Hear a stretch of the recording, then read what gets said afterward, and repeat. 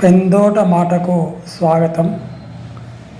గ్రామ కోకిల అనే పుస్తకం బక్రీ చెప్పాల బడపిల్లలో కథలు రాశారు.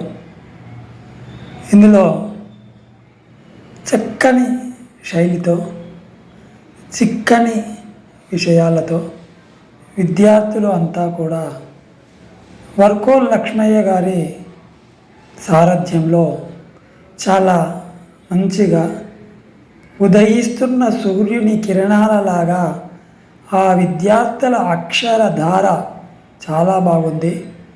ఒక్కొక్క కథ చదువుతూ ఉంటే చాలా మంచిగా అనిపిస్తుంది. విద్యార్థులు ఇంతగా రాయగలరా అన్న అనుమానము అందరికీ వస్తుంది. ఎందుకంటే అంత చక్కగా రాశారు.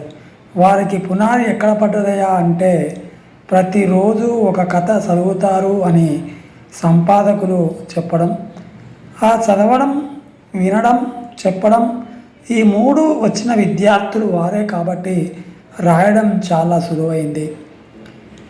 మరి విద్యార్థులు బాల కవులుగా బాల రచయితలుగా మారడం చాలా చాలా గొప్ప విషయం. ముద్దార నేర్పించిన నేర్వకుండా ఉంటారా పిల్లలు అన్నట్లుగా వినదగునెవ్వరు చెప్పిన వినినంతన వేగపడక వివరింపదగున్ కనికల్ల నిజము తెలిసిన మనుజుడెపో నీతిపరుడు మహిళో సుమతి అన్నట్లుగా గ్రామ కోకిల చాలా చాలా చాలా బాగా ఉంది అని మనము చెప్పవచ్చు. గ్రామ కోకిలలో కథలు చూసినట్టయితే అనాథ పిల్లలు మొదటి కథగా మనకు కనబడుతుంది.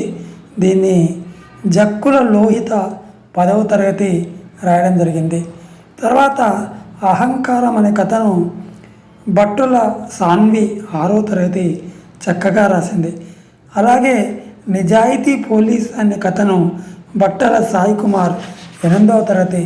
ఇలా తరగతి ఏదేని కాకుండా విద్యార్థులు రచయితలై కథలు రాయడం చాలా మంచిగా అనిపిస్తుంది. తెలివైన కొండకొర్రె దీనికి ఇంతకుముందే పెందోట బాల సాహిత్య పీఠము తన కథల పోటీలలో బహుమతి కూడా ఇవ్వడం జరిగింది. జక్కలు శరణ్య 7వ తరగతికి కూడా ఈ కథ రాయడం చాలా సంతోషము. అలాగే గ్రామ కోకిల అనే కథను గర్నేపల్లి రక్షిత 9వ తరగతి రాశారు. ఇలా కథలందరూ కూడా విద్యార్థులు చాలా చక్కగా చిక్కగా రాశారు అని మనకు తెలుస్తుంది. దీనికి ఇందులో దాదాపుగా 24 కథలు 25 కథలు ఉన్నాయి. ఈ కథలన్నీ కూడా చదివితే మనకు చాలా విషయం తెలుస్తుంది. వర్కోల్ లక్ష్మయ్య కూడా దీనికి మంచి సంపాదకత్వం రాసి ఉన్నాడు. కాబట్టి అందరికీ సెలవు తీసుకుంటూ ముగిస్తున్నాను.